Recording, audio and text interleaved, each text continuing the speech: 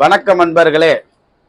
இந்த 2026 மீன ராசிக்கு எந்த மாதிரி பலனை அனுபவிக்க போறீங்க என்பதை பற்றி பார்க்க போறோம் அன்பர்களே. மீன ராசிக்கு சனி பெயர்ச்சி நடப்பதால் சில பேர் 7.5 சனி ஆரம்பம், அதனால வாழ்க்கையில பலவிதமான பிரச்சனைகள் வரும் என்று கவலைப்படக்கூடிய அன்பர்கள், பிரச்சனை வருவது உண்டுதான் நிச்சயம். அதை எப்படி எதிர்கொள்வது? குருவுடைய பார்வையினால் உங்களுக்கு அவ்வளவு அளவுக்கு பாதிப்பு வராதுன்றது முதல் தெரிஞ்சுக்குங்க.